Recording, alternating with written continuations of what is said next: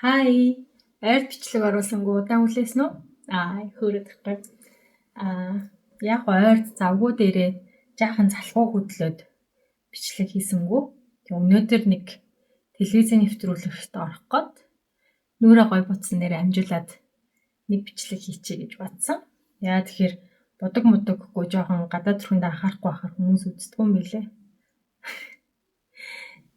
Өнөөдөр хүчирхийлэл гэдэг хүн сэдвийн талаар харцсангуй хөнгөн хямраахгүйхан шиг ярихыг хичээе. За, хүчирхийлэл дундаа хэдүүлээ хүчирхийллийн хохирогчийн талаар ярьцгаая. Яагаад тэгэхээр манай нийгэмд одоо болтол хүчирхийллийн хохирогчийг буруутгах хүчирхийлэгчтэйгээ яг адилхан буруутай гэж үзэх чи өөрөө ингэхгүй яасан чи яагаад хүчирхийлэлд хариуцлага хүлээхгүй байгаа юм бэ гэсэн байдлаар ханддаг үзэгдэл одоо бол маш түгээмэл байгаа анзаарэгддэг. Тэгэхээр бүгдээрээ хүчирхийллийн хохирогчийн талаар түүний сэтгэл зүй яаж өөрчлөгдөг талаар жаахан дэлгэрүүлж ярил л да. Өдөр тутамд энэ асуудлаар маш их ярьдаг штеп. Нөхөртөө зодуулан амьдраад л байдаг хүүхэд нэмж цуулаад л салчиж болдгоо юм уу? Өөрөө дуртай юм шүү. Зодолцож байгаа эхнэр нөхөр хоёрын дундуур хизээж битгий эхнэрийг нь хамгаалах гад оролцсонгууд эхнэр нь тэнэг царайлч өөрөө нөхөртөөгөө нийлэг буцаагаад хамгаалсан үнэ зодддог ч юм уу тий цагдаад гомдол гаргадаг гэсэн яриа маш их байдаг. Түүнээс болоод одоо тий хүчирхийлэлд өртөж байгаа эмэгтэй тусалж болохгүй гэсэн ойлголт маш их байдаг. За тэгээ ер нь хүчирхийлэл гэдэг зүйлийг яриад эхлэхээр ихэнх нь тавгүй болдог учраас тэгж хэлдэг. Чиний тэрэн чинь биднэрт ямар хамаатай юм? Орон гэрийн асуудлыг орон гэртээ шийдээч. Битгий олон хүмүүс тэнийгээ дэлгээд байгаач. Юундаа сайхан юм шиг гайхуулаад байгаа. Энэ асуудлаа өөрөө л хоорондоо шийдээч. Эсвэл чи олигтойхон шиг байсан бол, чи харчаатай байсан бол, чи нөхрөө ч юм уу одоо ихнэрээ ингэдэг тэгдэг байсан бол чи хүчирхийлэлд өртөхгүй гэж бас хүчирхийллийн хохирогч болсон үнийг давхар буруутгадаг шүү дээ. Тэгэхээр ер нь энэ ойлголтуудын талаар дэлгэрэнгүй цогц ойлголт өгөхийг хичээе. За, ямар ч байсан хамгийн анхны ойлголт нь хүчирхийлэл гэж юу вэ?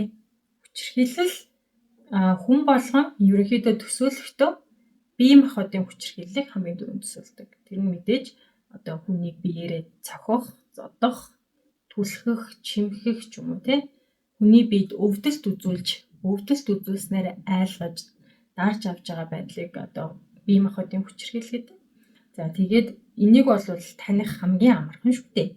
Хин ч гэсэн зодуулж байгаа бол одоо хүчирхийлэлд өртөж байгаагаа мэднэ. Гэтэл энэ бол ердөө л нэг төрлийн хүчирхийлэл байхгүй юу?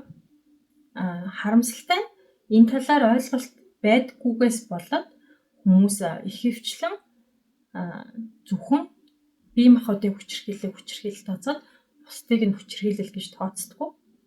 Гэтэл хүчирхийллийн дотроо одоо үг хэллийн хүчирхийлэл, сэтгэл санааны хүчирхийлэл, сэтгэл зүйн хүчирхийлэл, санхүү эдийн засгийн хүчирхийлэл гэх дотроо зөндөө олон төрлийн хүчирхийлэл болж салж байгаа. За тэгээд эднэрийг ихэнх тохиолдолд хүчирхийлэлд байгаа хүн ч өөрөө ухаарахгүй байх нь ойлгон. Тэгээ хүчирхийлэл ерөнхийдөө ихэнх тохиолдолд хавсарч явдаг. Санхүүгийн хүчирхийлэлтэй байгаа сэтгэл зүйн хүчирхийлэлтэй ч юм уу. За тэгээ нэмээд биеийн хүчирхийлэлтэй ч гэдэг юм уу. Заавал зөвхөн ганц төрлийн биш. Ер нь хүчирхийлэл доор хаяж хоёр түнээс дээш хүчирхийлэлд хавсрах нь илбэг байдаг. За тэгвэл хүн хүнээ юунаас болж хүчирхийлдэг юм бэ? Энэ асуултанд нэг хүмүүс айгүй ийм цэцэрлэгийн хүүхдийн байдлаар те ямар ч логикгүйгээр нэг хариулах гэдэг шүү дээ. Чи өөрөө айтайхан байсан бол, чи ингэчихсэн байсан бол, чи нөхрөө уурлуулаагүй байсан бол, чи энийг ингэчихсэн байсан бол, чи хоол цай бариад гүйдэг байсан бол, чи ийм юм болохгүй байсан гэж хэлдэг те.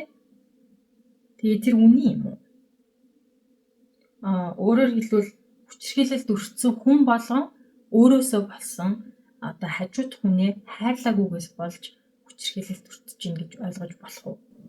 За хүний сэтгэл зүйтэй тэр тусмаа хүчирхээлтэй холбоотой асуудалд амар хялбар шийдэл гэж юусоо байдаггүй. Жишээлбэл нэг тийм юм ярьдаг шүү дээ. Би тэг хэцүү байгаа салчин л үсттэй. Би зодуулан амьдраад би юусоо ойлгохгүй байна. Хүчирхээлтэй байгаа салчаач салх шиг амарх юм байхгүй гэдэг. Тэр үнэхээр л хүчирхээлтэй харилцаанаас салах тийм амархан байсан бол тэг хүчирхээлтэй харилцаанд орохгүй байх тийм амархан байсан бол дэлхийд даяар 3 эмэгтэй тутмын нэг нь яагаад үнийг мэдэрдэг амьдралынхаа турш ямарч байсан хүчирхээлтэй харилцаанд орж үздэг юм бол одоо өөрийнхөө тэнэгээс боллоо гэд 3 эмэгтэй тутмын нэг нь тэнэг усан тэнэг байна гэж байх уу? Тэгээд яг ийм хандлага гаргаж байгаа байдал нь нэг бодлын таны азтай та хизээж тийм муу хүнтэй учирч үзээгүй сэтгэл зүйн хувьд одоо хин нэгний тарих угаалтанд өртөж үзээгүй тийм нэг бодлын маш сайхан гэгээхэн гинэн цагаанаараа байгааг илэрлэлтэй. Тэгээ хөндлөнгөөс харахад өөрөө тийм юм мэдрээгүй хүний хувьд бол үнэхээр ойлгомжгүй тэнэг санагдана. Гэтэл эн чин цаанаа маш удаан төлөвлөсөн ботсон зүйл байж л энэ хүчирхийлэлд хин нэг оруулдаг байхгүй юу? Таны гудамжинд явж явах чинь нэг танихгүй хүн хурж ирээ цохлоо доо. Та тэгвэл мэдээж уурлана тийм үү? Яагаад намайг цогч байгаа? Чи яагаад миний биеийг халтж байгаа? Цагдаа дуудана. Ямар ч тэнэг хүн. Бүр жоохон хүүхдээсэн ч гэсэн тэр өөрт нь муу юм хийж байгааг мэдэн тийм үү? Гэтэл яагаад гэр бүлийн хүчирхийллийн харилцаанд орчхоор тэгж чадахгүй байгаа юм? Энэ байдлыг хүчирхийлэгч хүмүүс хамгийн сайн мэднэ.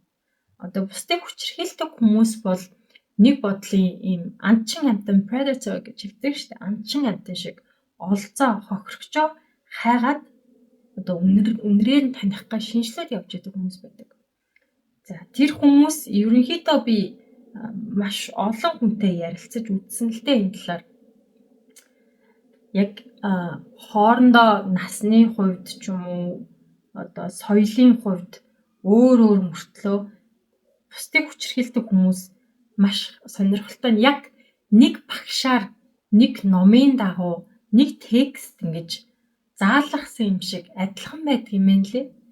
Хоорондоо ямар ч хоёр хамааралгүй хүмүүс мөртлөө одоо ярьж бодож байгаа нь сэтгэж байгаа тэр сэтгэлгээнийх нь одоо тэр нөгөө дараалал нь үг хэлхийн сонголт нь арга барил нь хинч зааж өгөөгүй байхад одоо цаанаасаа яг адилхан байдлаар хохирогчтой сонгодог, хохирогчтой хүчирхийлдэг гэдгийг би ер нь их олон хүчирхийллийн хохирогчтой ярьсны эцэст ер нь анзаараад. За тэгээд хүчирхийллийн хохирогч болдог төрлийн хүмүүс гэж бас нэг тустай хүмүүс байгаа. Дахиад энэ талаар ярихад таныг одоо гудамжинд явж байгаа чинь танихгүй хүн хурж ирээ цохоод ах юм бол хүй та болоо чи яаж байгаа юм бэ? Намайг битгий цох хүр гэд цагдаа дуудаад барьж өгнө. Хүчирхийлэгч хүмүүс тэнэг биш. Тэрийг мэдж байгаа.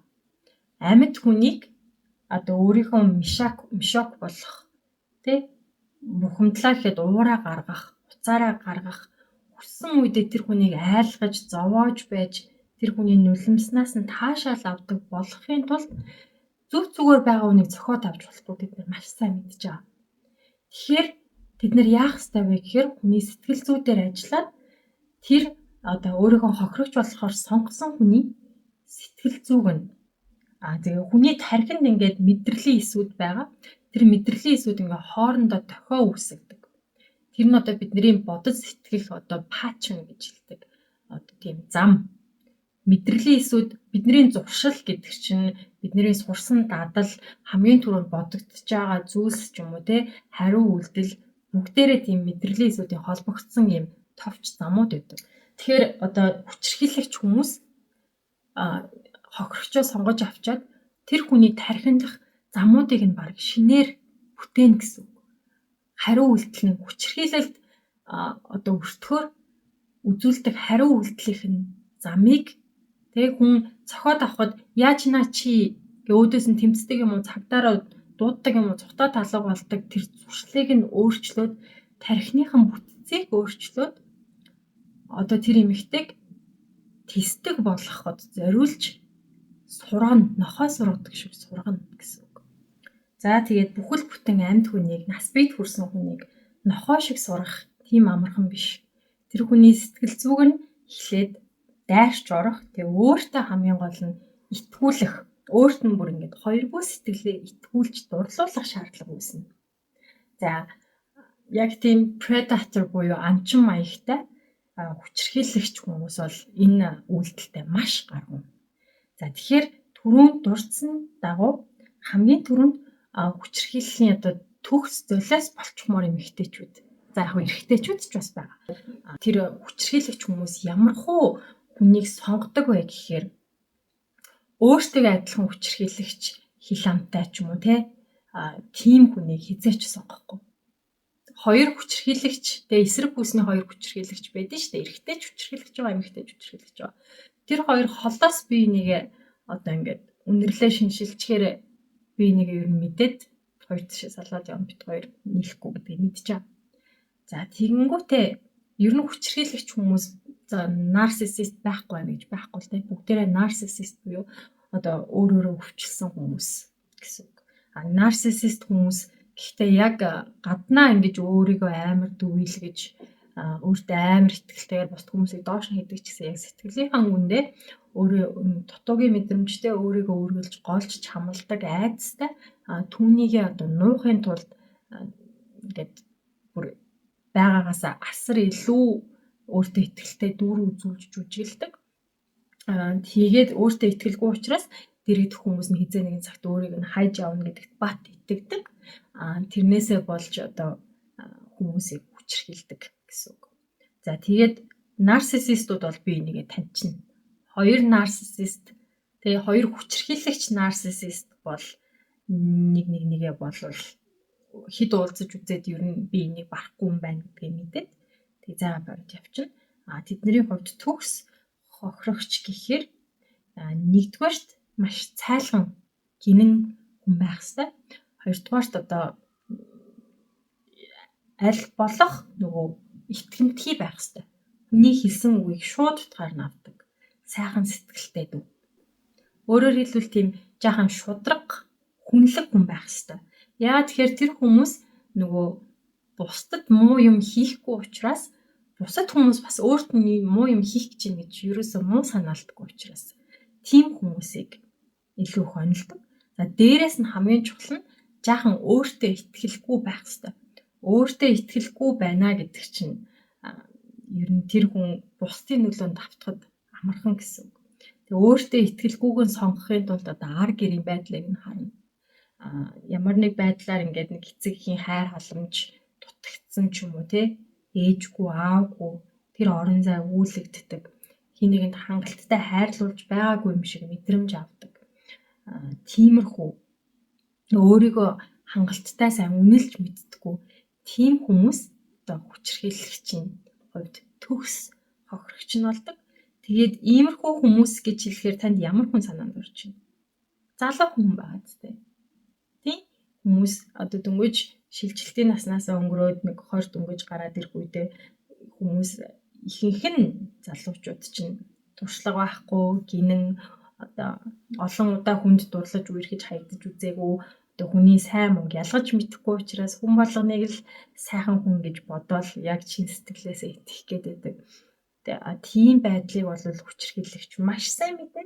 За тэгээд нас залуу байх тусмаа үзэж харсан юм байх тусмаа тэр одоо залуу хүүхдийг өөртөө тааруулаад одоо нөгөө гутлаа хөлөндөө тааруул сунгана гэдэг шиг тэрийг би одоо ингээ өөртөө тааруулаад ингээ сургаад авч болох юм байна. Яг өөртөө одоо ингээ захиалж таарсан юм шиг юм одоо хамтрагч бий болгоё төгс хохирогчийг бүтээе гэсэн байдлаар ерөнхийдөө хүчирхийлэгч хүн бол ямар нэгэн байдлаар эрх мэдлийн хувьд өөрөөсөө дутуу хүн сонгоод гэсэн үг. Одоо хоёр насны илт зөрүүтэй хүмүүс чи ер нь тэр хоёрын хооронд эрх мэдлийн тэнцүү байдал байна гэдэг маш ховор л доо. За би тэгээ энүүгээрээ болвол юу гэдэг насны зөрүүтэй хос болгоныг бас хүчирхийлэлтэй гэж хэлэх гээд байгаа биш. Санамсаргүй учрал яг яхааргүй гинти учрлаар нэг хүнтэй танилцлаа. Та хоёр насны зөрүүтэй байлаа. Гэхдээ бүх юм сайхан боллоо. тэр бол асуудал биш. Миний одоо хэлж байгаа, сануулж байгаа юм болохоор санаатайгаар өөрөөсөө үе мултарсан жаахан охтыг, жаахан хүүхдийг онилж байгаад яагаад гэвэл үеийнх нь хүмүүс өөртөө чацуу эн тэнцүү туршлагатай нийгмийн хувьд хөлөө олчихсан мөнгө төгрөг асуудалгүй болцсон. Одоо өөрийг нь муухай харилцлаа хүчрхийлэхэд хаяад явах үз хэмжээний чадaltaй болцсон хүмүүсээс айсандаа одоо нөгөө сул дорой гинэн санхүүгийн чадваргүй байдлыг нь ашиглаж одоо хүчрхийлье гэж зориудаар өөрөөсөө хамаагүй дүү хүнийг онилж байгаа хүмүүс бол аюултай шүү. За тэгээ нөгөө жаахан охтууд гоё эвдрээгүй гинэн цагаан байдал нь гоё гэж ярьдаг хүмүүс бол маш аюултай. Би бол тиймэрхүү юм ярьдаг эрэгтэй хүмүүстэй бол ерөөсөө хизээж найзлахгүй. Би уг нь аюул ол эрэгтэй найзтай. Тэгтээ юу гэдэг нь танилцаад санамсаргүй танилцсан дүү хүн байсан байж болно. Санаатайгаар би жаахан охтуудтай л яа миний үеийн хөгшин одоо санаа суудсан аваа нар бол юм тийм гэж ярьдаг үнтэй бол би хизээч найзлахгүй. Ер нь нэг ойролцоо насны хүнтэйгээ байх хамгийн зүгээр. За ялангуяа одоо чиний нас залуу байх тусмаа чиний хамтрагч хостойгоо байх насны зүрхч айлуулах бага байх хэрэгтэй. Одоо чи насанд хүрээгүй тий 16 нас мастай бол ер нь насанд хүрээгүй хүнтэйгээ байсан дээр за үсрээд нэг 2 насны зүрхтэй тий 16 18 таа ч юм уу. Тийм байвал зүгээр. Харин нэг 20 гарчих юм бол тий нэг 4 насны дотор ол дээш доошоо ер нь окей болж байна. За тэгээ нэг 25-аас дээш настай болоод эхлэхээр чинь би нэг өмнө хэлээдсэн шүү дээ. Чиний урд тарих чинь, өмчин тарих чинь гэдэг уураг тарих чинь тэр чигтээ хөгжиж дуусаад нэг юмыг харах үнцэг, шийдвэр гаргах чадвар, гаргасан шийдвэрийнхээ ирээдүйн үр дагаврыг ингэж тооцоолох чадвар чинь илт сайжирдаг учраас нэг 25-аас дээш нас болвол тий нэг 10 12 насны дотор ч гэсэн окей болоод эхэлж байгаа. За ер нь тэгэл нэг 30-аас дээш ч юм уу настай болвол та хоёрын насны зүрх ер нь тэгэл хоёр хүн хоорондоо болж ивэл 10 20 30 ч байсан ер нь яах вэ гэж боддог л доо. За харин нас чинь залуу байх тусмаа та хоёрын насны зүрх айлуулах бага байх юм бол одоо чамд ашиглуулах, чамд хохирох магадлал чинь тэр хэмжээгээр буурна гэсэн үг. Няраа хүүхэд байхад одоо хүний хөгжил чинь бүр ингээд 7-7 хоногоор явдаг шүү дээ. 3-7 хоногтой хүүхэд тийм байх хэвээр, 5-7 хоногтой хүүхэд тийм байх хэвээр. За тэгээд удахгүй жоохон томорхороо сар сараар явдаг. Нэг наснаас хойш тий. Нэг сарын 13 сартаа даян байх хэвээр, хүүхэд 15 сартаа даян байх хэвээр гэд тэгээд дараа нь жилээр явдаг. Тэдэн настайдаа ийм юм хийж сурсан байвал хүн хэвийн хөгжилтэй гэд. Тэгээд бидний нас байх тусмал тэр одоо хөгжлийн зөрүү тэр хэмжээгээр их байна гэсэн үг. Тэнгүүд одоо жаахан хүүхдийг санаатайгаар ингэж онилж авч суудаг, тэг зовоодаг тийм хүмүүс сонгодог арга байдیں۔ Одоо нэг 18-тай, 19-20-тай охинд ч юм тий. Чи үеийнхнаасаа хамаагүй ухаантай, үеийнхаа хүүхдүүд яжууд хамаагүй төлөвшсөн том хүн шиг ууртай, сууртай, намтай гэж хэлдэг л тий. Тэгэнгүүт хүүхэд наснаас ингээд насанд хүрсэн хүн рүү дөнгөж шилжиж байгаа амьдралд хөл тавьж байгаа. Тэгээд өөрийнхөө хэн гэдгийг хайж ирж хайж байгаа, өөрийгөө нотолж харуулах юм хүслээр дүүрэн хүмүүс одоо хин нэг ингээ намайг анзаараасай гэсэн маш их тийм хүсэлтэй байдаг. Ингээд миний ийм байдлыг анзаараасай, миний энэ зан чанарыг бусд нь анзаараасай гэдэг хүн болгон тийм бодол байдаг.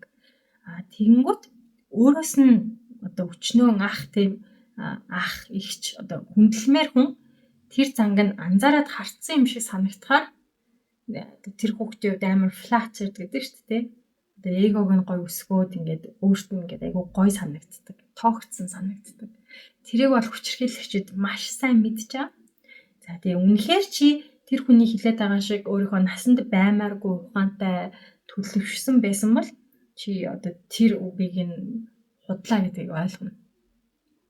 Одоо 18-тай хүүхэд яач ч төлөвшсөн байгаад, яач ч ухаантай байгаад одоо 28-тай 30-тай хүний хэмжээнд хүрэхээр төлөвшнө. Хэмжээнд хүрэхээр ухаантай байна гэдэг жоохон ховор. За яг ухаан гэдэг төрөмөл зүйл. Гэхдээ тэр ухааныг ашиглаад шийдвэр гаргах чадварт хамгийн чухал нөлөөлдөг зүйл бол туршлага байхгүй юу? Чи алдаж үзэж туршлагатай болж байж чиний дараачуудаа шийдвэр гаргах чадвар чинь сайжирна. Тэнгүүд чамд ямар ч алдсан туршлага байхгүй зөв буруу ялгах аль замын аль сонголтууд зөв бэ, алийг хийвэл би алдахгүй вэ гэдгийг ч мэдэхгүй байгаа хүний хувьд чамайг дөнгөж 18-тай хүүхдийг 30-тай 28-тай хүн шиг ухаантай байна гэж яваад зүгээр чамайг хөөргөж байгаа л гэж хараарай. Тэгээ ер нь хамгийн эрүүл аз жаргалтай харилцаа гэдэг чинь хин хэнийгээ дорд үзээгүй, хин хэнийгээ гарлахгүй, дээрлэхгүй одоо манайхны ярьдаг бацсан гэж ярьдэн шүү дээ, тий? Бацах гад байдаг биш. Хоёулаа хин хэнийгээ байгаа оршихуйг нь хүлээн зөвшөөрөөд хин хэнийгээ хайрлаад байгаа одоо яг байгаа байдлаар нь тэр хүнийг хайрлахыг чинь л аз жаргалтай харилцаа гэдэг аа шүү дээ. Гэхдээ одоо юу гэдэг юм хүнийг байгаа байдлаар нь хайрлна гэдэг чинь хүчирхийлэгч те эсвэл токсик зан арын шин ямар нэг донтолтыг нь хүлээн зөвшөөрөх одоо enable гэдэг юм. Тэрийг нь одоо ингээд өөгшүүлэх биш. Тиймэрхүү ямар нэг те эмчлээгүй трама, токсик зан харилцаа, таагүй арын шин одоо тийм хүчирхийлэгч шинж донтолт байгаа бол тэрийгэ өөрөө тэр бол таны асуудал байхгүй юу? Та тэр асуудлаа өөрөө шийдэж учрыг нь олж байж хүнтэй харилцаанд орохгүй бол хин нэгнтэй харилцаанд орчод тэр асуудлаасаа болоод өөр хүнийг зовоогоод иж болохгүй л дээ. Тэгснээ чи надад хайртай бол намайг ингээ байгаагаар нь хайрл гэдэг иж болохгүй. Хайр гэдэг зүйл чинь те хэл хязгааргүй хайр гэдэг чинь хүчирхийллийн үе таалга болчихж байгаа. За тэгээд түрүүн ярьж байсан сэдврүүгээ буцаад ороход хүчирхийлэгч бол одоо ингээ төгс хохирогчоо сонгочлоо. Бүх талаараа өөрт нь таалагдсан. За энийг би ингээ толгойг нэргүүлээд өөрийнхөө байлгаж чадах юм шиг байна гэж сонгосон хүнээ яаж одоо хатхандаа оруулдаг вэ? Гэхдээ хамгийн түрүүнд тэр хүнийг өөртөө татаж, дурлуулж, хайрлуулж, итгэлийг нь бүтээх хэрэгтэй. За ингийн тулд хийдэг техник байгаа. Үүнийг love bombing гэж хэлдэг. Хайраар бөмбөгдөх. Хүчирхийлэгч хүмүүс харилцааныхаа ихэнд хороод ирэх хамгийн сайн хүн байдаг. Тэр хүмүүс маш халамжтай, маш романтик. Чиний одоо хүссэн болгоны чинь хийдэг, чамайг маш анзаарсан.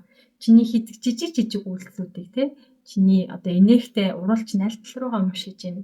Чи ямар цэцгэн дуртай, чи одоо ямар кинонд дуртай гэл тэр болгоны чинь ингээ анзаарч мэдсэн. Тэр одоо мэдрэмжүүд чамд айгүй гой санагддаг л да. Чамайг ингээд нөгөө яг хин нэг ингээд тогтож анзаарч чамайг судлана гэдэг. Тэг ялангуяа ингээ романтик харилцааны үед үнэхээр гой санагддаг. За тэгээд тэгэж хандаж байсан хүнд чинь ер нь бол ялангуяа туршлагагүй залуухан хүмүүс бол маш хурдан унж тусна л да. За тэгээ эхний хэдэн сар бол яг үлгэр шиг байна, кино шиг байна. Яг л нөгөө миний мөрөөдөл ингээ биелчлээ гэж өгж бодно. Чам руу ингээл өглөө болгон сайхан амарсан уу гэж зураас явуулна. Чам руу өдрийн цайны цагаар чинь шүлэг бичиж явуулна, гоё зураг мемнүүд явуулна. Чамайг юусаа ингээд энэ хүн хизээч дэрэгдээс чинь салахгүй юм шиг, чамайг ингээ хайраар дутаахгүй юм шиг. Би ингээл хайж явсан аз жаргалаа оллоо доо гэд итгэл чинь чамайг маш аз жаргалтай байлгана. Чамд гоё бэлэг авч өгнө. Чамайг ийш тийшээ дагуулж явна. Ерөөсөө л чамд тэр хүний одоо ингээд чамд хайртай гэх те тэр хайранд нь чамд ямар ч эргэлзэх аргагүй болтол хайрлана. Эхний нэг хэдэн сар. Чамайг гомдох юм бол айгүй хурдан харагдана. Чамд гоё нэр хоч өгнө.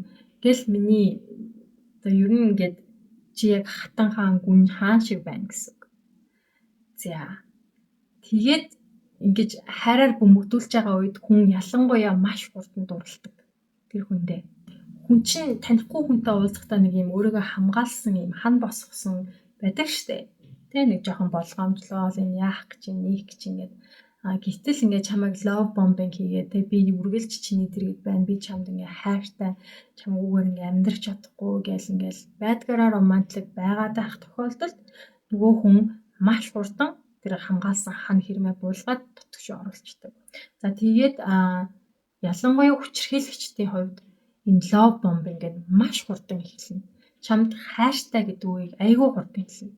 Хоёр хүнтэй хайртай гэдэг чинь хүн хүндээ татагдах, хүн хүндээ таалагдах чинь нэг хэрэг. Харин хүн хүндээ яг жинхнээсээ те гадна доторгүй тэр хүний одоо ингээд зүрх сэтгэлийг нь цан аран шингэн онцлогийг нь мэдэрч дурлаж хайрлах хүртэл чинь бас тодорхой хугацаа хэрэгтэй шүү дээ. Гэтэл хүчирхийлэгчдийн онцлог шинжин болохоор маш хурдан үгүй ирэхэд удаагүй ээж шууд хайртай гэж хэлнэ. Одоо тэгэнгүүтээ өөртөө хайртай болохыг бараг шаардах маягаар маш тийм шаргуу араас чингүү. Хэрвээ чи жоохон эргэлцсэн хിവэрээ одоо тэр хан хэрмээ бүрэн буулгахгүй одоо ингээд нэг яач ч магадгүй юм шиг байгаа тохиолдолд тэр love bombing үеийн үргэлжлээл байна. За тэгээд чи яг итгэлээ энэ одоо миний яг заяаны хань муу юм байна. Энэ хүнээс илүү надад сайн хүн олдохгүй юм байна. Энэ хүн надад чин сэтгэлээсээ хайртай юм байна. Хизээч гомдоохгүй зовоохгүй юм байна. Бид хоёрд насан туршдаа аз жаргалтай амьдрнаа гэж шийдсэн үед за тэр хүн зорилгодоо хүрснээ мэдэрнэ. За тэр үед яадаг вэ гэхээр тэр хүн нөгөө чиний одоо ингээ хил хязгаар за чи ингээд өөрөө төсөөлчих ингээ элсэн донд байгаа. Чи өөрийгөө ингээ миний хил хязгаар бол энэ шүү гэдэг ингээ тойрог зурцсан байна. Энэ хил хязгаарыг давж гарч болохгүй. Давж гарах юм бол би уурлана. Энэ бол намайг өөрийгөө хамгаалах гэж хил хязгаар гэсэн байна. За тэгэнгүүт яг чамайг өөртөө бүрэн итгүүлээд дурлуулсныхаа дараа нөгөө хүчирхийлэгч чинь тэр хил хязгаар чинь юм хаана байгаа юм бэ гэдэг шалгаж үз гэж хэлнэ. Маш жижиг юм хэлнэ. Тэ чи ч надад тэр хүнийг чамд яг чин сэтгэлээсээ хайртай сайн хүн гэтгэсэн ба. Маш жижиг шалтгаан дээр гинт учир нь олдохгүйгээр чамд уурлаж үзнэ. Тэгээд чиний хариу үйлдэлийг харна. Тэгээ ямар ч уурлахаар хэрэлдэхэр юм болоог багт гинт ингээд таг алга болоод тэнгууд чинь нөгөө ингээд өдөр тутам ингээд анхаарал халамж хайраад бүгдүүлээ сурцсан хүний хувьд нөгөө хүн ингээд гинт бүх хайраа татаад авчихаар бүр ингээд аюу сонин зочирлын байдалд орчдөг. Эцээч тийм юм болохгүй гэж итгэжсэн аа. Гэдэг нэг 2-3 сарын дотор хүн амар тасаад итгэсэн байдаг. Тэгээд ингээд бүх юм сайхан боллоо гэж бодчихсэн чинь гівгэнд нөгөө хүн чинь ингээд хараадтаа тавчгаар нөгөө хүн чинь цочирддаг. Тэгээд шалтгааныг асууна. Тэнгүүд чи ийм юм хийсэн тэр чинь надад таалагдаагүй гэж хайрлана. Тэгээд тэр шалтгаан нь бүр үнэхээр өчүүхэн инээд хүрмээр жоох юм тий. Одоо юу гэдэг чи над руу тэдэн минутын дотор хариу бичээгүй ч гэдэг юм уу тий. Чи намайг тэгж хэлэхэд над руу уцтад залгаагүй. Намайг уулзах хэд чи ингээ ажилдаа завгүй гэж хэлсэн ч гэдэг юм уу. Хүн уурлахааргүй маш жижигхэн асуудал төр одоо ингэж аашилж маяглж үздэг.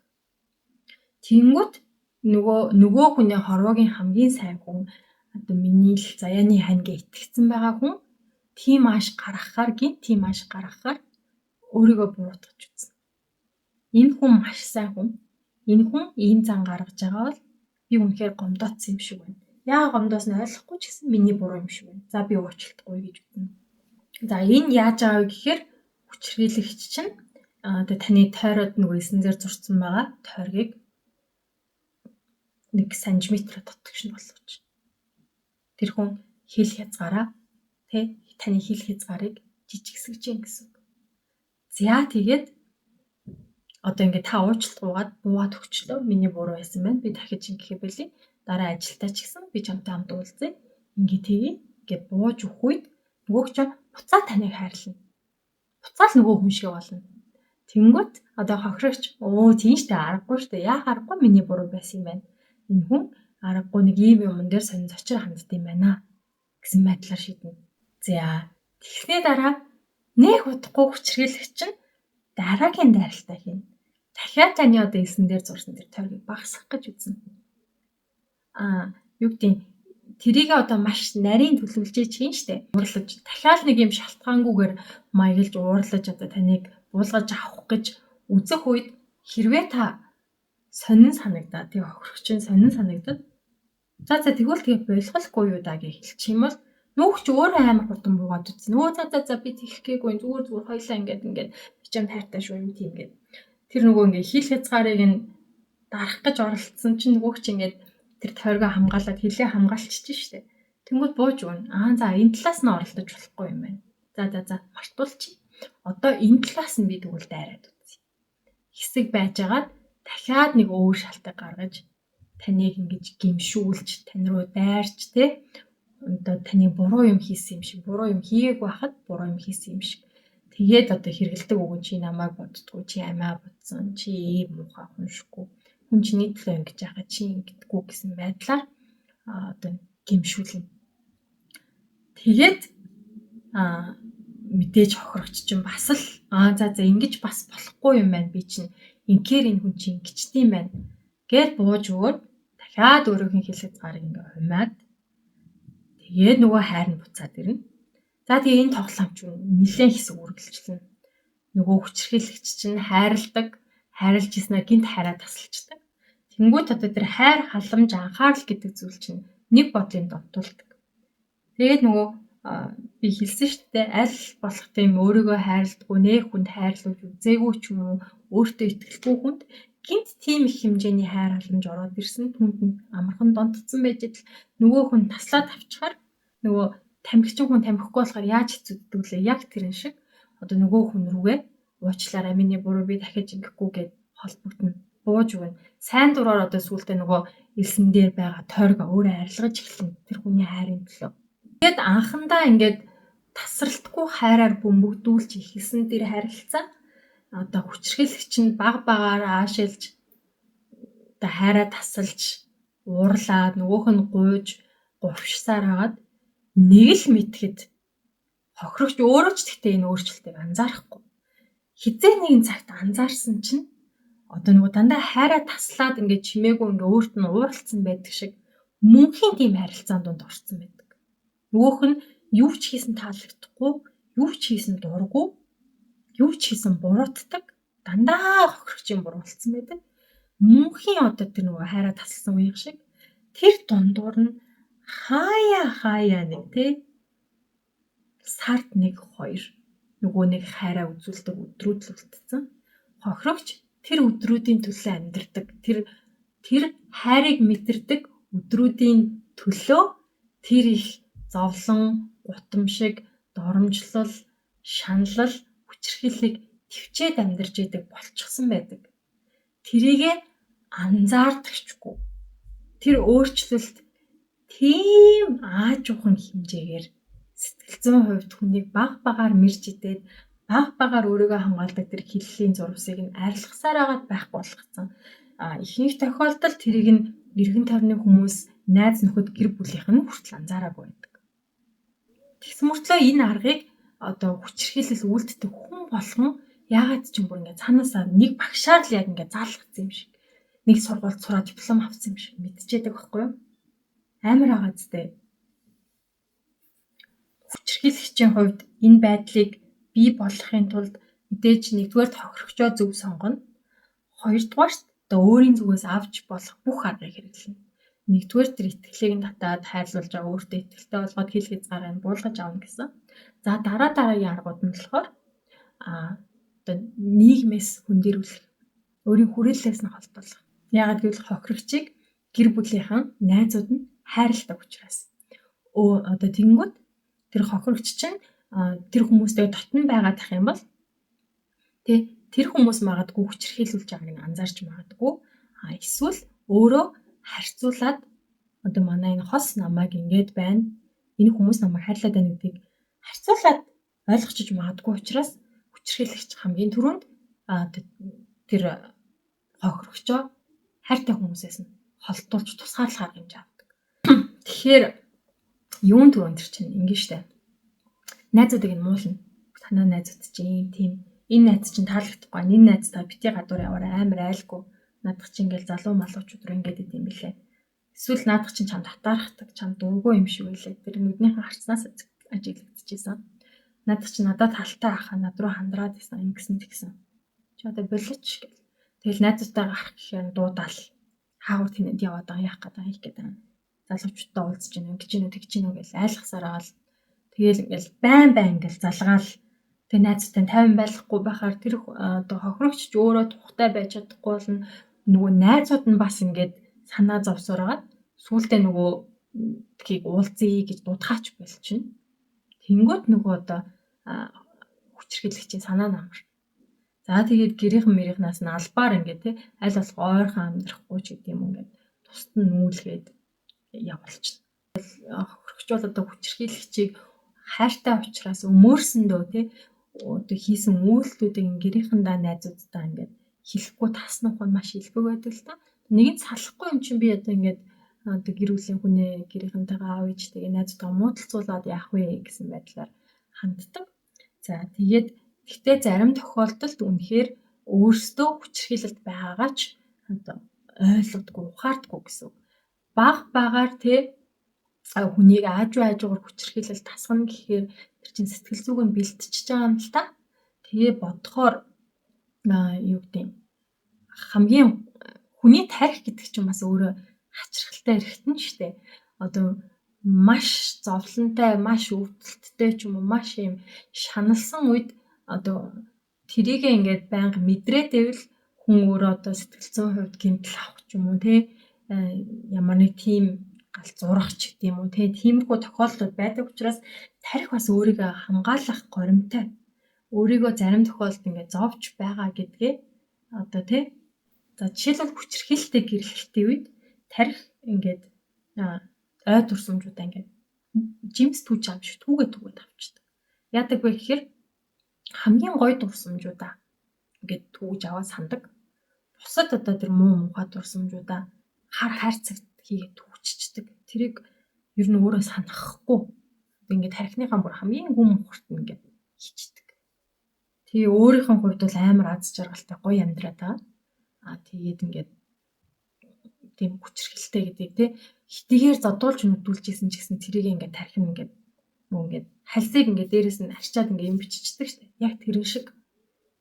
Тэгэхгүй ингээд өөрийгөө ингээд дандаа хүчирхийлүүлж зовоод байгаагаа мэдэрчих юм бол тэр чинь ингээд тархин одоо дийлэхгүй байж магадгүй, оюун ухаан дийлэхгүй байж магадгүй гэснээр заримдаа бүр ингээд аажуугаар ингээд одоо муухай болсон юмнуудыг тийм мартаж явсараа ерөөсөө ингээд хүчирхийлүүлж дуусчаад зодуулж дуусчаад юу ч болоогүй юм шиг тийм энийгээд босоод ирдэг. Юу ч болоогүй юм шиг амьдралаа өргөлжүүлдэг хүмүүс байгаа. Хүчирхийлэгчийн хувьд бас дараагийн авах арга хэмжээ нь санхүүгийн хувьд өөрөөс хараат болгох гэсэн.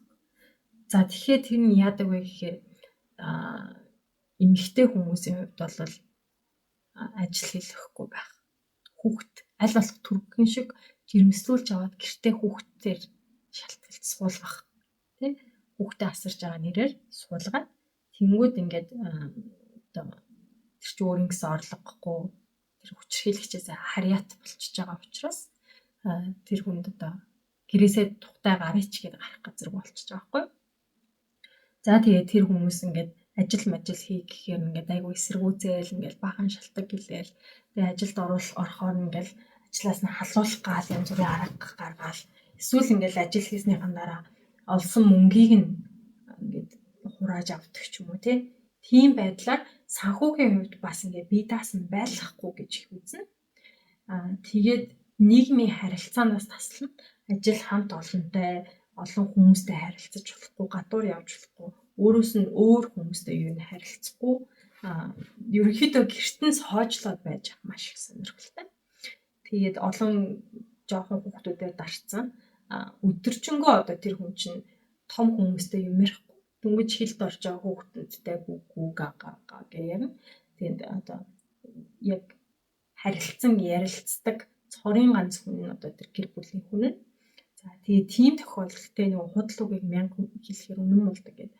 Өөрийнх нь хамгийн хайртай итгэдэг гэр бүлийнхэн хүн. Тэгээ өөр ингээд юм ярилцдаггүй цорын ганц хүн нь дандаа өөрийг нь буруутгадаг, дандаа доош нь хийдэг, чи тэнэг, чи ухаангүй, чи болчмгүй, чи ингэж чадахгүй, чи тэгж чадахгүй, чи л харчаагүй, чамаас л болж байгаа ингээд давтаад хэлээд ахаар тэр хохирогч юу н тэрэнд нь 100% итгэжтэй.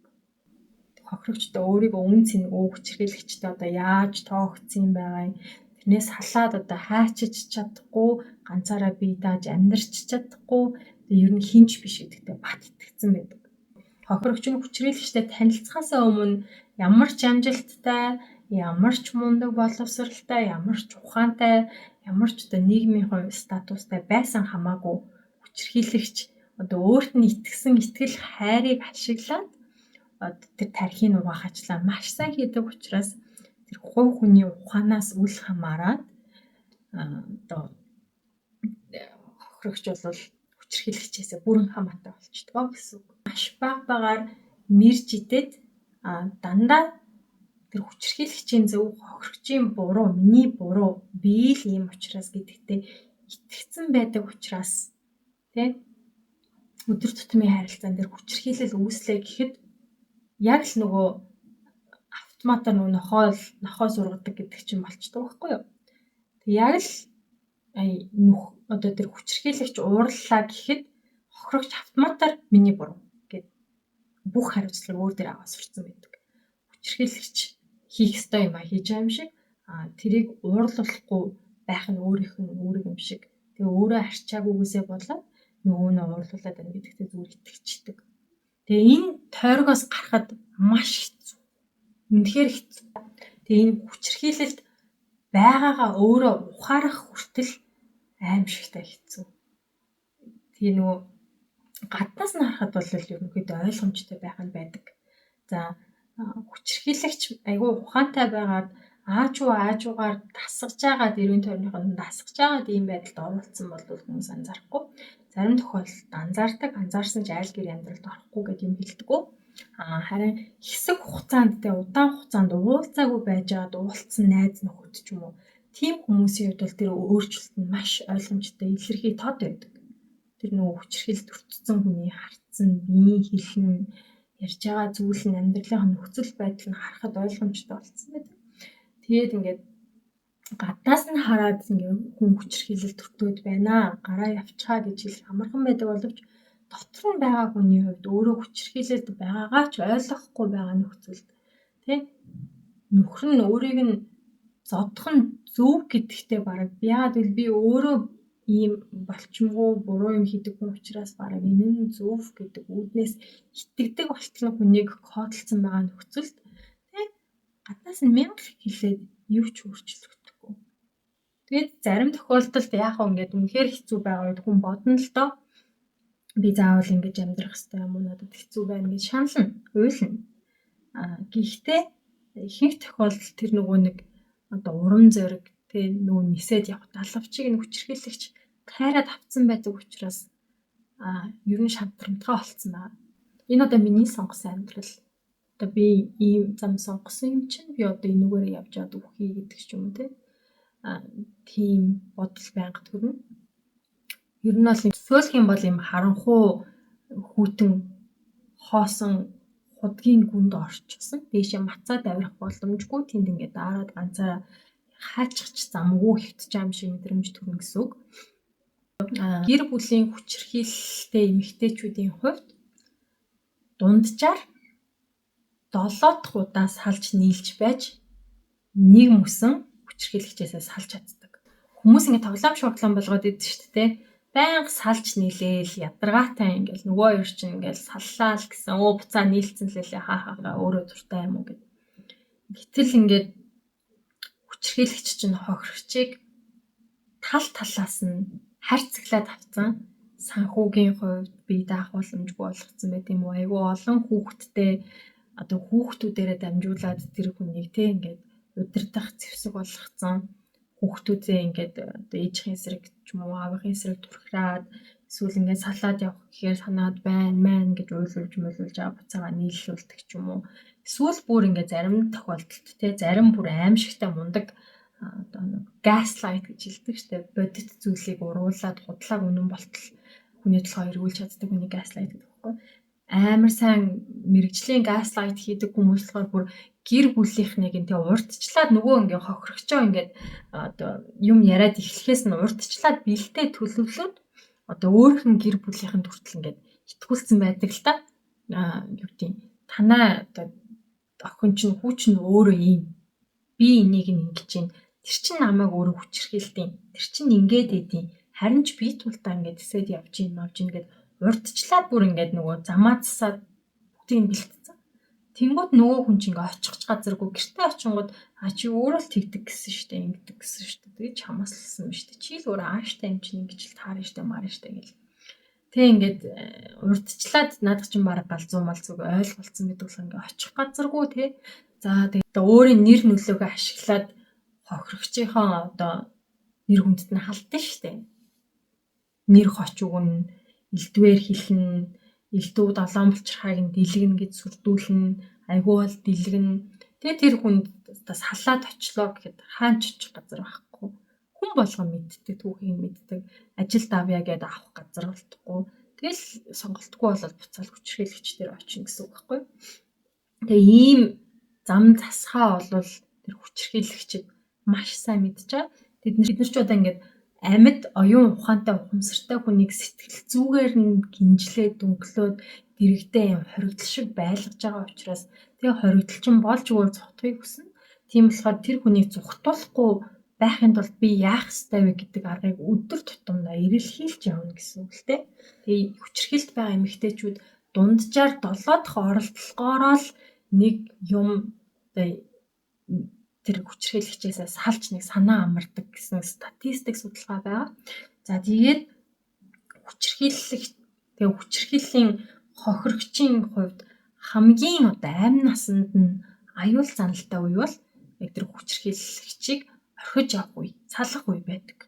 Тэр үедээ ихэнх одоо амь насаа алдсан эмэгтэйчүүд хүчрхийлэгчээ орхиж авах гэж яг үед алуулчихсан байдаг.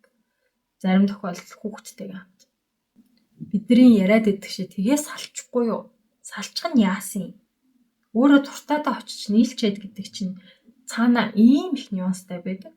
Тийм л амархан амны зургаар хэлбэрхэн хилээд шийдчихдэг байсан бол дэлхий дээр ийм их хүчрхийллийн хохирогч болон ийм их хүчрхийллээс болж амиа алдсан хүмүүс байхгүй байх байсан. Тийм болохоор иймэрхүү сэдв дээр аль болох одоо ингэж өөрийгөө боловсруулж мэдлэгтэй болох хэрэгтэй.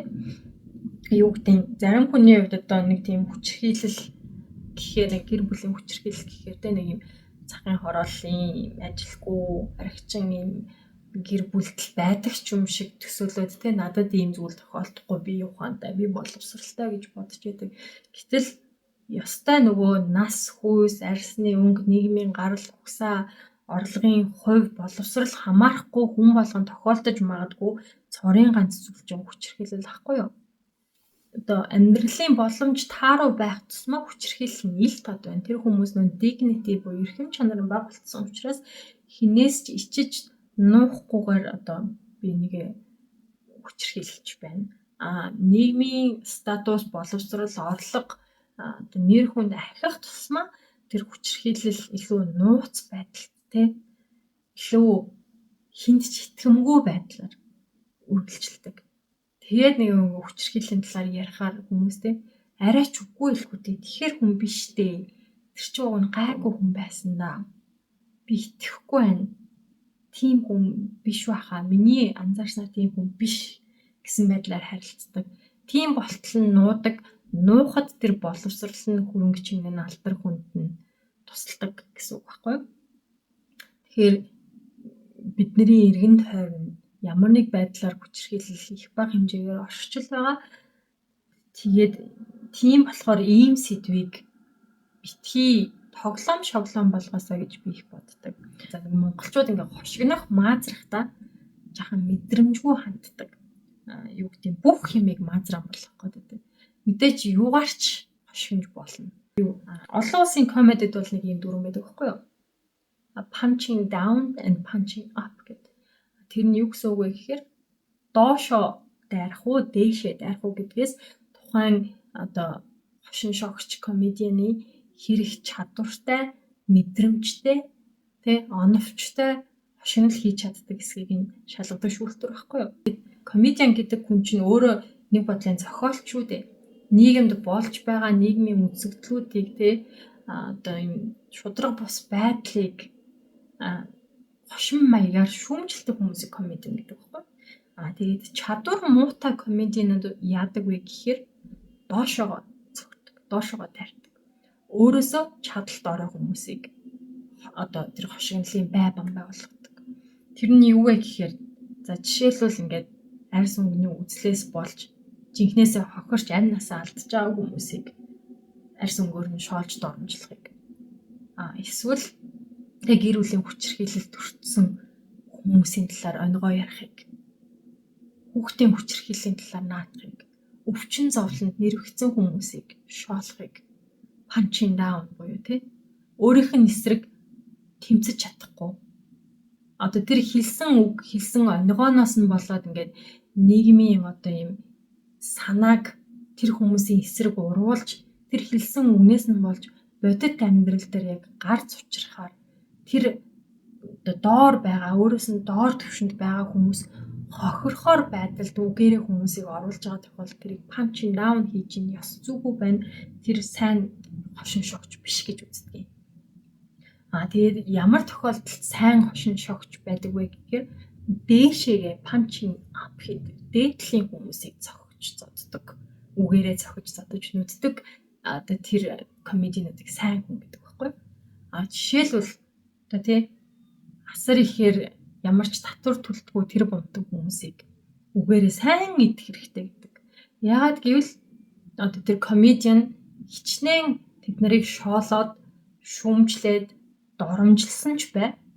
Яг үүндээ тэр хүний үг тэр үгийг нь тэр хошигнолыг нь хэдэн сая хүн хэлсэн ч гэсэн бодит амьдрал дээр тэр бунтаг хүмүүс тэр үгнээс олж хохирох уу гэвэл хохирохгүй биднэрт хангалттай хамгаалалт байгаа байхгүй юу?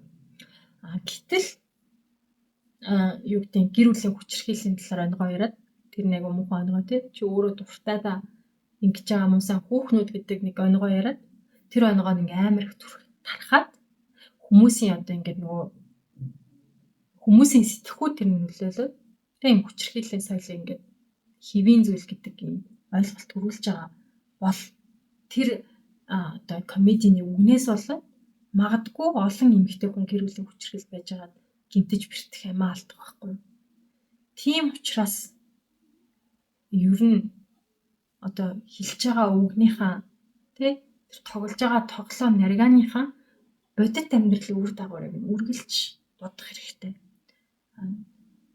Хүний одоо нийгэмд аливаа ямар нэг соёлыг хамгийн хялбар нутагшуулах, хамгийн хурдан хэвийн болох арга чинь нөгөө хошин шог, маазраа нарга байхгүй юу? Тийм учраас наргах сэдвүүд гэж тустай байдаг. Бодит амьдралын үр нөлөөтэй эмзэг байдалд байгаа хүмүүсийн нөхцөл байдлаар наригснараа та тэр хүмүүсийн амьдралд гай болох гээд яг бодит үр дагавар дагуулах гээд байна уу? Эсвэл тэр улс төрчид, шийдвэр гаргагчид, одоо хязгааргүй баячууд тийм тэд өөрөөсөө юм дээшээ хүн рүү та ингэж дайраад тэрнийхэн одоо дагуу хошин шогийн мэдрэмжээрээ хүмүүсийг нэгтгээд нийгмийг илүү сайхан болгох чадвар байна уу гэдгээс тэр комедиануудын одоо үнэлэмжин тогтчихдог болоос. Тэгээ заримдаа хүмүүс хэлдэг штэ. Миний ингээ хошин шогийн мэдрэмж жоохон бараан. Би юм dark юм дуртай.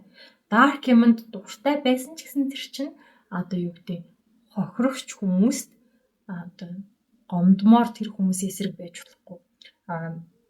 Netflix дээр байдаг Daniel Sloss гэдэг Шотланд комедианы хоёр юу байгаа шоу байгаа. Тэр шоу үзээрэй. Daniel Sloss болохоор маш dark хошин шогийн мэдрэмжтэй, бараан хошин шогийн мэдрэмжтэй. Тэр хүн дүүгийнхаа өхлөөр хүртэл наргаа яадаг. Гэтэл тэр нь маш мэдрэмжтэй, ухаантай, ухаалаг бичигдсэн учраас тийм онцгүй санагддаггүй. Тэр дүүгийнх нь адил өвчнөөр шаналж байгаа хүмүүсийн эсрэг ч юм уу тэр хүмүүс муухай санагдахаар юм бол байдаггүй. Тэр хүний одоо шоуг нь үзээрэй гэж зөвлөмөр байна. Тэгээ хүчирхийллийн хохирогчдын сэтгэл зүйн талаар илүү сайн дэлгэрэнгүй одоо үзмээр байна гэвэл би хүмүүст хүртээмжтэй байдлаар Netflix дээр байгаа 3 шоуг санал болгоё. За нэгдүгээрх нь болохоор Made гэдэг шоу байгаа. За Made тэгээд Baby Reindeer, Тэгээ 3 дахь нь болохоор Dirty John гэх 3 шоу байна.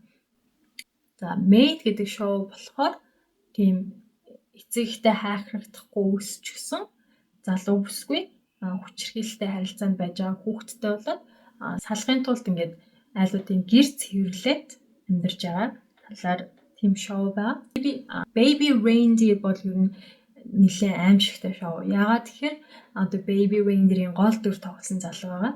Тэр залуу энэ цувралынхаа зохиолыг өөрөө бичсэн, өөрөө найруулсан. Өөрийнхөө бодит түүхтэр өөртөө тохиолдсон бодит хүчирхийлэл дээр тулгуурлаж бичсэн номороо тэр шоу хийгээд өөрөө дахиад гол дүртэй болсон. Тэгэхээр энэ нь юу вэ гэхээр өөрт нь болж өнгөрсөн бүх зүйлийг дахиад дэлгэцийн өмнө хийсэн гэсэн үг. Тэгэхээр энэ нь нөгөө сэтгэл зүйн хувьд trigger гэдэг хэллэг байдаг. Нөгөө ингээд өмнө нь тохиолж исэн зүйл муухай дурсамжийг ингээд сануулж тавгүй байдалд оруулахыг trigger гэж хэлж байгаа. Тэгээд ер нь бол нэлээд triggered болсон байх. Тэгээд яг энэ хүн өөрөө энэ бүх зүйлийг даваад тулсан мөртөө дахиад хийж ийн гэдэг нь нэгдүгээр үзэхэд маш эвгүй байсан. Хоёрдугаар гэх юм бол одоо юу гэдэг энэ хохирогчдын гаргаж байгаа шийдвэрүүд тэгээ биднэрт ингээд хүчирхийлэл төртөөгүй хүмүүсийн хувьд бол айгүй юм цухалтмаар, бухимдмаар шийдвэрүүд гаргадаг. Дахиад буцаад хүчирхийлэгчтэйгээ очиж уулзаад ч байх шиг, уучлаад ч байх шиг чи бүр ийм юм туулчаад яагаад байгаа юм бэ? Тэнэг юм уу? Чи болооч ээ. Одоо болно штэ, арайчтэй гэсэн байдлаар ингэж бухимдуулдаг л та. Гэтэл тийм болтол нь сурахчихсан байгаа гэдгийг ерөөсөө бидний үнцэг хардггүй.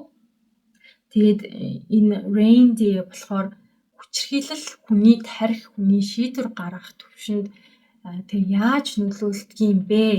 Яагаад хүчирхийллийн хохирогч өөрийгөө дахин хохирох шийдвэрүүдийг гаргаад байд юм бэ гэдгийг маш нарийн нюанстайгаар одоо илэрхийлсэн учраас маш сайн шоу болсон байсан.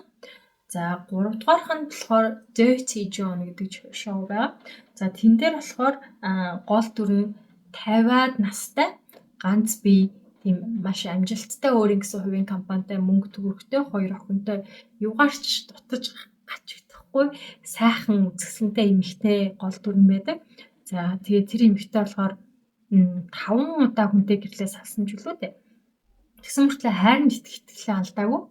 Тэгэж явж байгаад Джон гэдэг тийм нойрсуулагч эмчтэй, мэс заслын нойрсуулагч эмчтэй танилцсан. За тэгээд тэр хоёр маш хурдан биеиндээ хайртай болоод киноны өрнөл эхэлнэ. За тэгэнгүүт одоо юу гэдэг тэр киногоор бол хүчирхийлэгч хүн хохирогчоо тэгээ яаж сонгодог, ямар хүн тэр хүний төгс хохирогч байдаг вэ гэдгийг маш сайн илэрхийлсэн гэж боддог.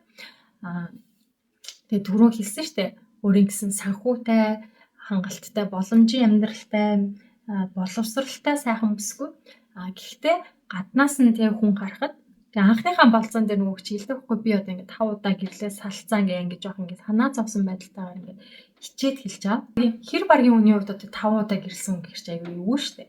Гэтэл нөгөө гол дүрийн Джон болохоор бүр ингээд сэтгэл нь уужраад энийгээд зүгээрээ гэдэг байхгүй юу. За тэгээд тэрийг харах юм бол тэр Джон бүр баярлж байгаа байхгүй юу. Яагаад тэгэхээр ямар хүн 5 удаа хүнтэй гэрэлж салчаад дахиад болцоонд шинээр анхны болцоонд явж байх вэ? Тэр хүн маш романтик, хайранд итгэдэг, гинэн итгэмтгий. Ерөөсөө одоо томоождаггүй гэх юм уу? Хүнд итгэлээ алддаггүй хүн л 5 удаа бүтлгүү гэрэлчээ дахиад хайр хайгаад явж гин шүү дээ. Тэнгүүд тэр мөчөд л одоо тэр Джон Дебраг хараад за энэ миний хувьд бол үнэхээр төгс хохирогчтой таарчжээ. Энэ эмэгтэй би үнэхээр тархиар нь сайхан наадаж сэгээд чадах юм байна гэдгийг ухаардаг байхгүй юу? Тийм мөнгөтэй боломжтой дээрээ итгэмтгий хайр хүсч яваа хүнээс хайр горцсон тэг мөнхийн өөдрөг тийм хүн олдох маш хэцүү гэдгийг тэр мэдчихсэн. За тэнгууд тэр кино тэгээ бас юу гэдэг хохирогч дүрийг ингээд судлах, хохирогчийн сэтгэл санааг судлах тал дээр тэг хүчирхийлэгч ямар хүнийг хохирогчоор сонгох гээд байна гэдэг талаас нь маш сайн тайлбарласан гэж би боддог. За тэгээ энэ кинонуудыг үзээрэй. өөр асуулт байвал асууж болно. Нэг цаг орчим ярьлаа. Тэгээ гадаа бороо орох гээд бүр амар харанхуй болоод дүрс маань бүр хавхаар бараасан юм болчлоо. Тийм учраас өнөөдрийн бичлэгээ үгээр дуусгая. Гэхдээ энэ хүчирхийлэл гэдэг бол ингээд яриад өнгөрөх сэдв биш. Дотроо маш олон задарна. Ямар нэг асуулт байвал надад үлдээгээрэй. Тэгээд хэрвээ та юм уу таны хайртай хэн нэгэн нь ийм байдалд орсон байж магадгүй гэж сэжиглэж байгаа бол ямар ч байсан хамгийн түрүүнд бусдад хэлж хуваалцах хэрэгтэй шүү. Хүчирхийлэгчийн одоо хамгийн том зэвсэг бол хохирогчийн дуугүй байдал байдیں۔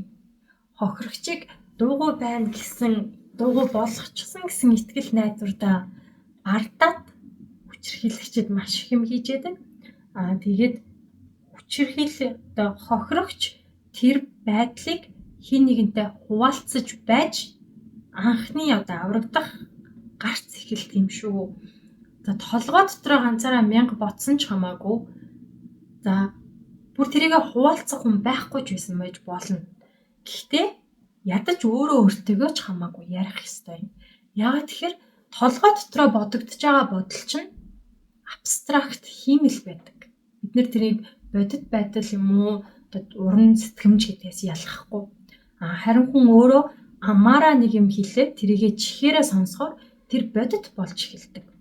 Тэгэхээр хүчирхийлэлд ямар нэгэн байдлаар өөрийгөө байгаа гэж бодож ивэл хин нэг нотны хүнтэйгээ ярих боломжгүй байгаа бол өөртөөгөө ч хамаагүй яриад эхлээрэй. Хэсэг ярьсны дараа та нөхцөл байдлыг өөрөөр харж эхэлнэ. Өөрийгөө ингээд өөрийгөө гаслайт хийгээд байгаа биш. Энэ үнэн юм байна гэдгийг ойлгож эхэлнэ шүү. Тэгээд бүх зүйлд үргэлж гарц байдаг. Гарцыг олж харах хэрэгтэй. Гарцыг олж харсныхын дараа түүний төлөө тэмцэх хэрэгтэй шүү. Баяртай.